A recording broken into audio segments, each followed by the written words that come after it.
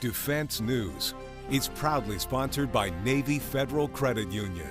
If you're a member of our nation's armed forces, the Department of Defense, or if your family is, we'd be proud to serve you too. On this edition of Defense News Weekly, we'll take a look at what the Army is looking for in a future attack reconnaissance aircraft, see what South Korea is looking to buy for their military, and sit down with former Secretary of the Air Force Deborah James. With in-depth interviews, up-close video, and leading analysis. This is Defense News Weekly.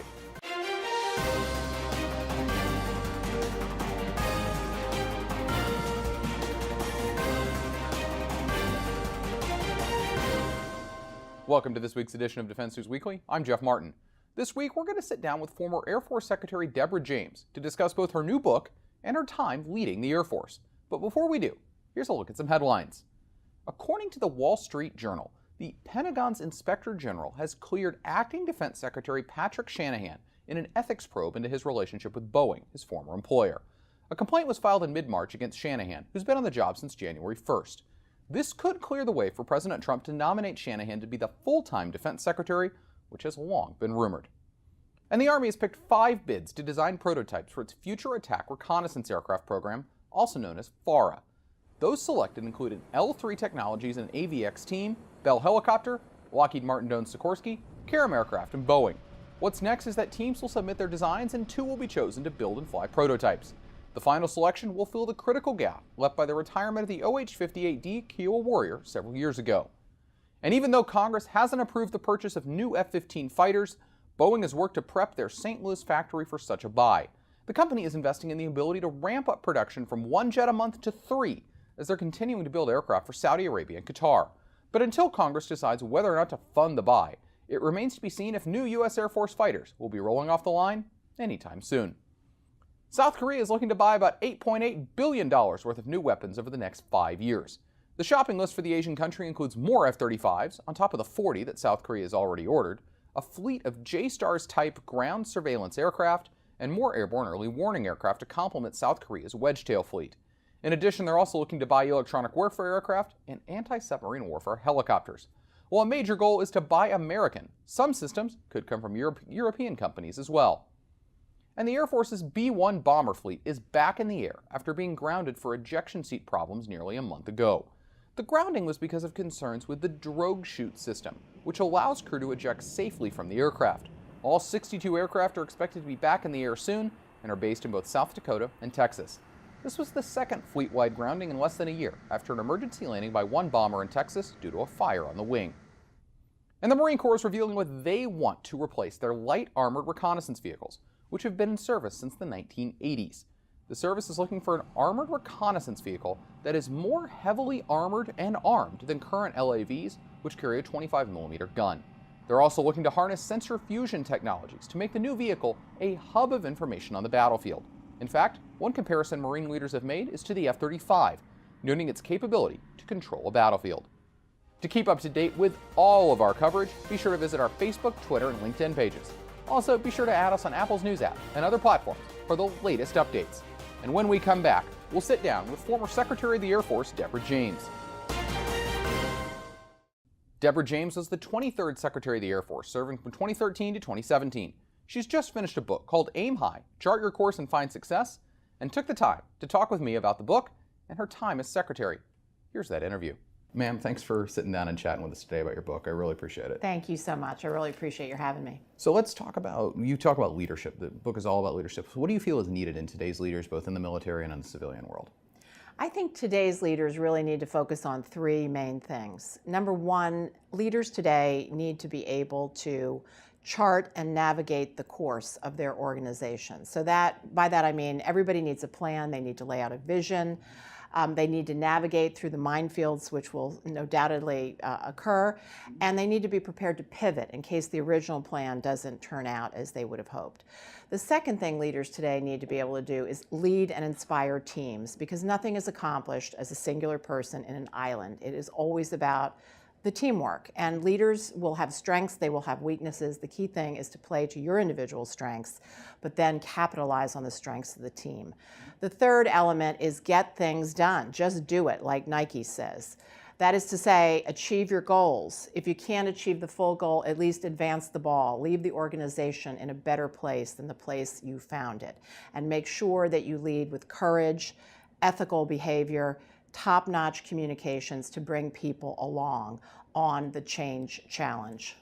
So moving into some of the case studies you look at in the book, some of the 5 issues that you kind of had to deal with the Secretary, was there one that you think was the most important of all those 5 to the service kind of long term? It's hard to pick just one, but if I have to pick just one, I will say the situation in the nuclear enterprise. And I pick that because the power of nuclear weapons is just so enormous, and it is a top mission of the United States Air Force. I think it's very important that we accomplish that goal, or at least advance the ball toward improving it.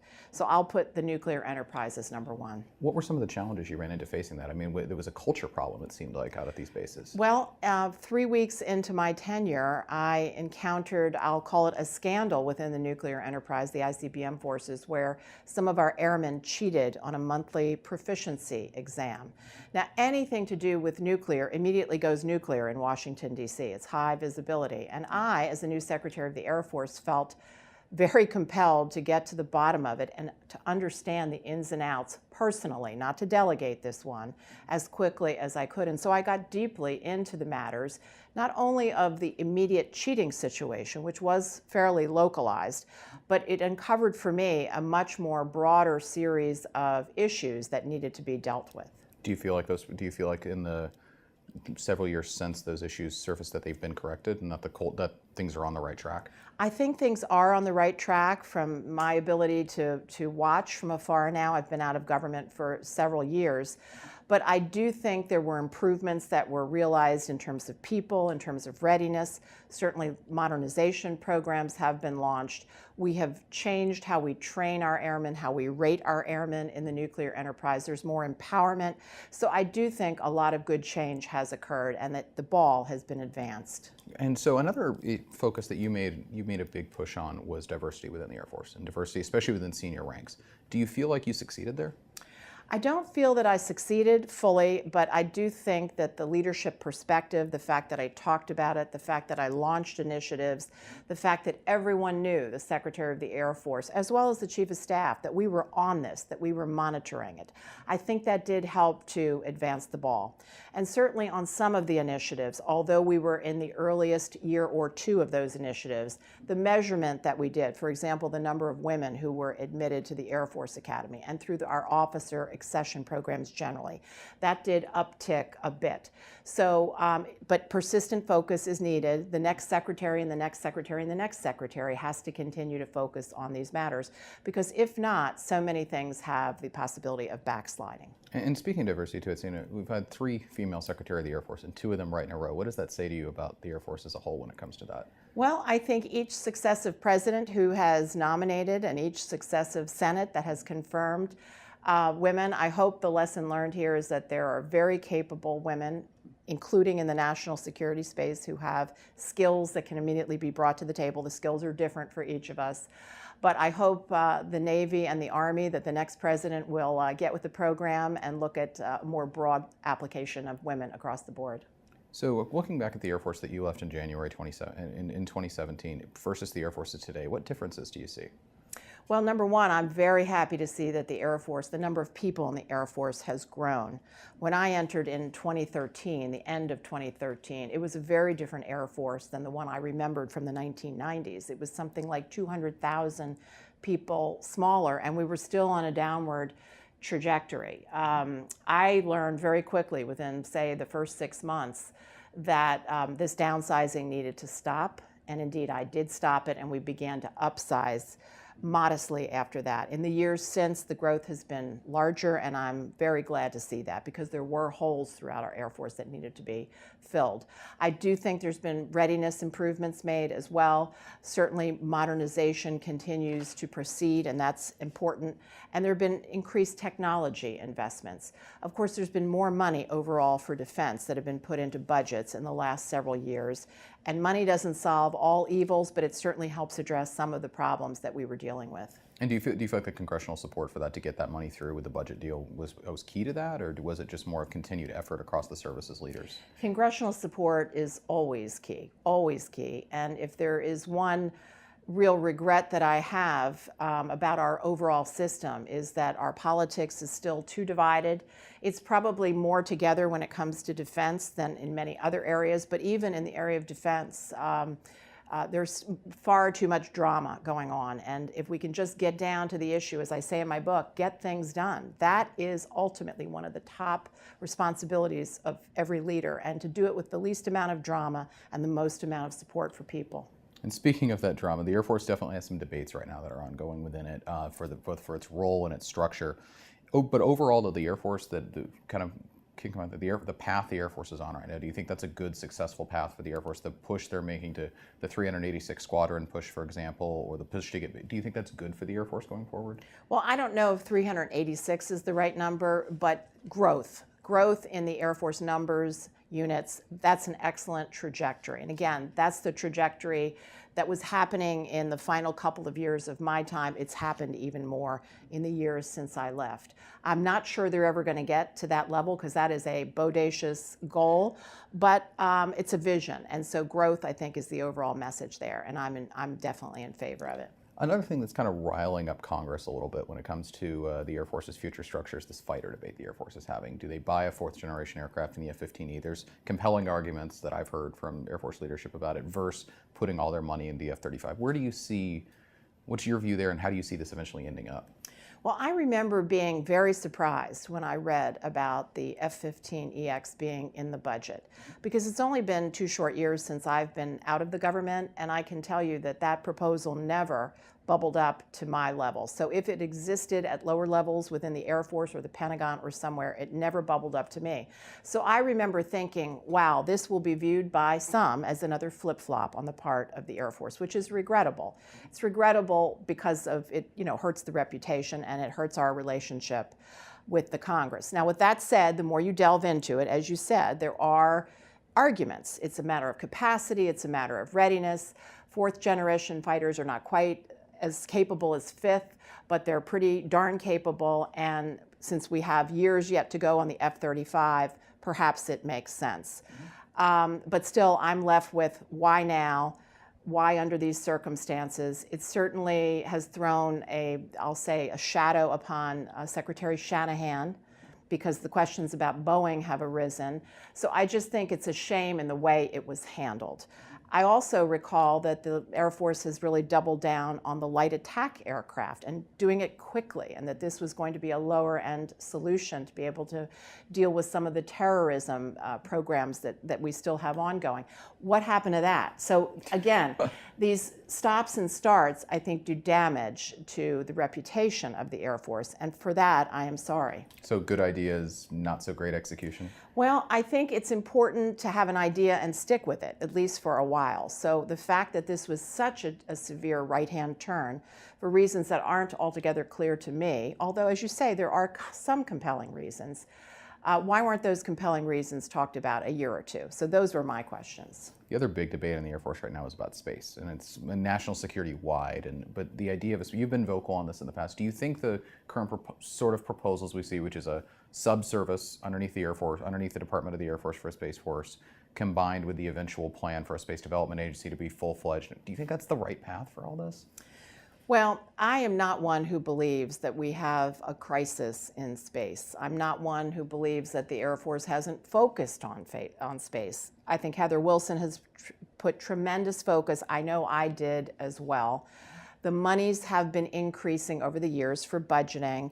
So I think it's all coming together, but there is a fervor in Washington to do something to reorganize. So the fact that the President, the DOD now have a proposal, my guess is that it will get in some version approved by the Congress. It won't be exactly as has been proposed. For example, Congress, I very much doubt, will allow transfer authorities and various elements of the Space Force which would loosen the controls of Congress. Congress would want to protect those authorities very carefully.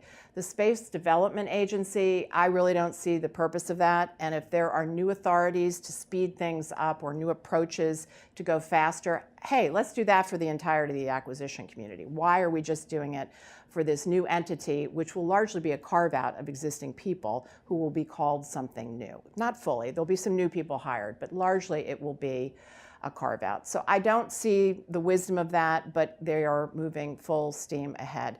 Finally, I want to say I do support this idea of a separate space command from a warfighting perspective. Interestingly enough, we used to have that. Right.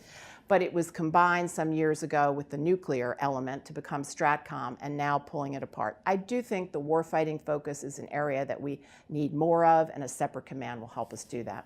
The other problem the Air Force is facing, not necessarily on the procurement side, it's on the procurement of people, so to speak. The Air Force has made very clear they have a pilot shortage. And the part of that is it's not necessarily bringing new pilots in, it's retention. How did you address that as Secretary when you were there, and how do you feel it's being addressed now and in the future?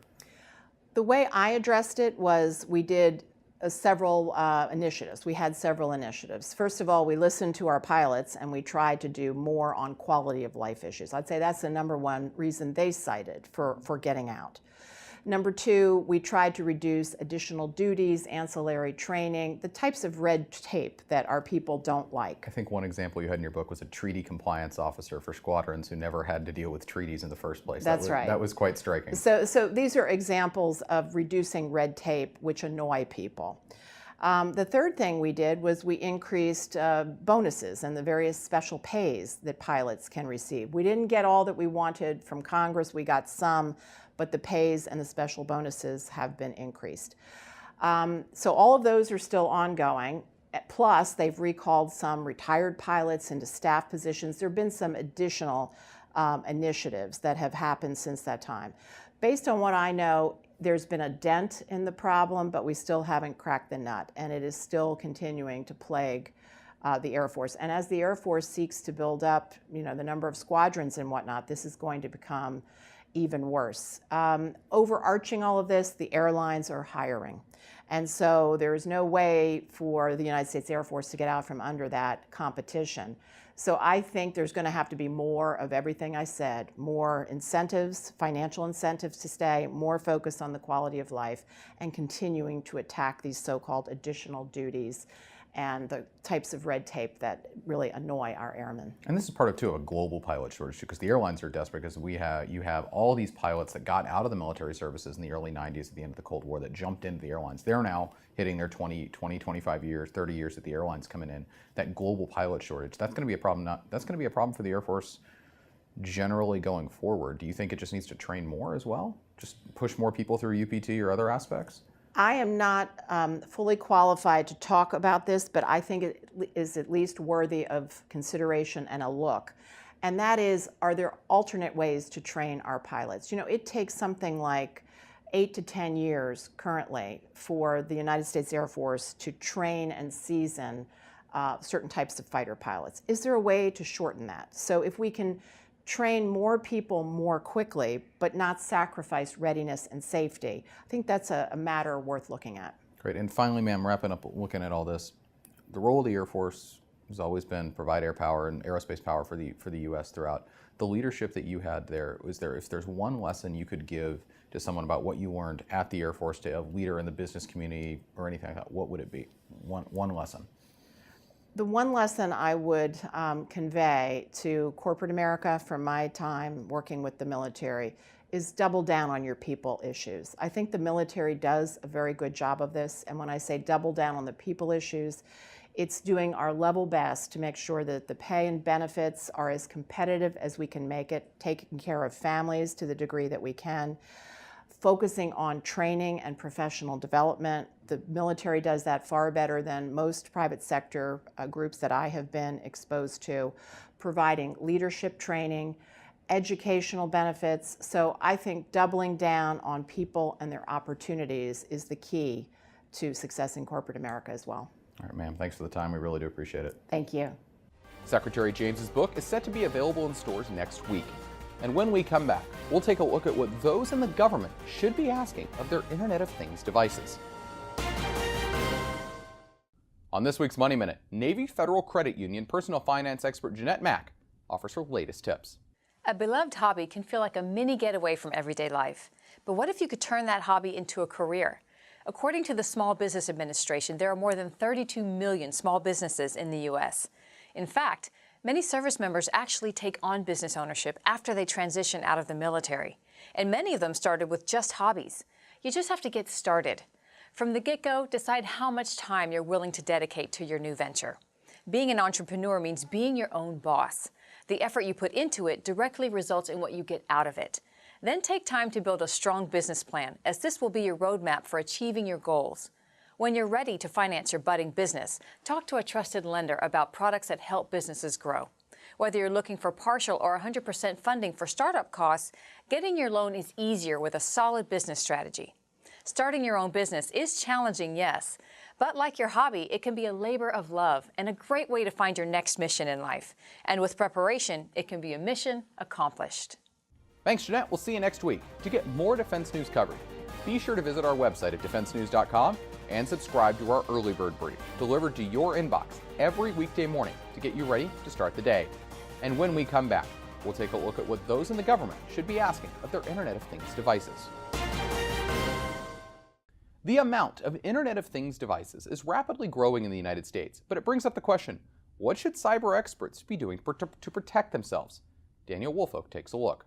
Darren, we're seeing more Internet of Things, IoT devices in the government. What are some of the challenges that are out there or that the government might be overlooking?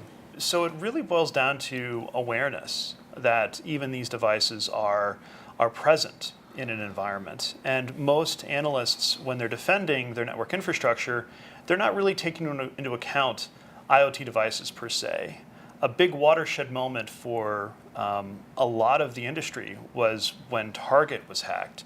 And the attackers got in through an HVAC system that was bridged onto a commercial network. It wouldn't be the fifth thing I would even have thought about that would be connected. Exactly. So now network defenders are having to factor that into how they defend and protect networks, meaning that they need to understand very quickly what these devices are, how they operate, and then how to detect for any signs of an intrusion through those devices. And your company has Inside Investigator, which is more or less a search engine that'll help you talk to your network, to your devices, and get a little bit more situational awareness. Exactly. So what are some of the questions that you would be asking? Yeah, it's interesting. If you start off just asking basic questions like how many IoT devices are generating network traffic this week, you can kind of see at a glance how your traditional SIM NetFlow data is actually reporting a subset of all the network traffic that's being generated by IoT devices. And this helps analysts focus their attention around the subset of data, of cybersecurity data that matters, again, without having to know the details of what an IoT device is, where is it located, what's it look like. Other interesting things that you can figure out from this data, though, is an IoT device. If you think about a thermostat, you would not expect anyone to directly log in or control it on a typical basis. We can then ask questions like, which users have more than 25 failed logins to IoT devices by user this week. And the idea behind it is that these should not exist on devices that are not really traditional computer systems. These are systems that are designed to be fairly autonomous and require very little control. So if you're seeing attackers target these systems, try to get in, kind of knock on the door, then that's a problem. You might need to add in additional controls or protections to make sure that that doesn't happen in the future. Or if it gets really, really hot in the office. Right. Might be someone on the other. Trying to change the thermostat. Sure, exactly. In terms of Internet of Things in the government, what kind of devices are you seeing the government getting more of? Right. We see a proliferation of standard commodity hardware that's now becoming more smart. So things like badge readers or CCTV cameras. These are devices that you would traditionally think of as on a closed environment, on a closed network, but more often than not, as they become smart, there's value in interconnecting these devices to the standard enterprise fabric. And as soon as you do that, you now have to protect and defend these systems just like any other computer system in the environment. Are any of these systems straddling unclassified and classified network? It's possible, yes. We've seen even in organizations that have traditionally classified environments where they will stand up an unclassified network to pull in sensor data from IoT devices that are monitoring or maintaining the integrity of the building. Darian, thank you so much for joining us. It's a pleasure to be here. Thank you. That's all we have time for this week, but if you want to see and read more, be sure to head over to defensenews.com. Thanks for joining us, and we'll see you next time.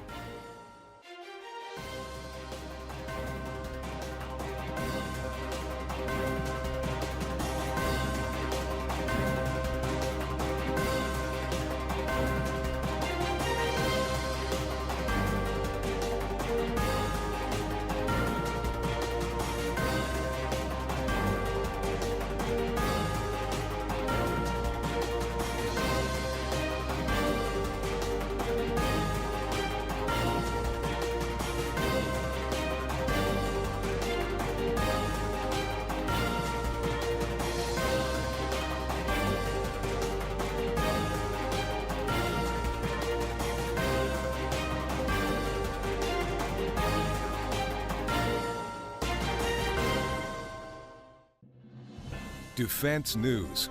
It's proudly sponsored by Navy Federal Credit Union.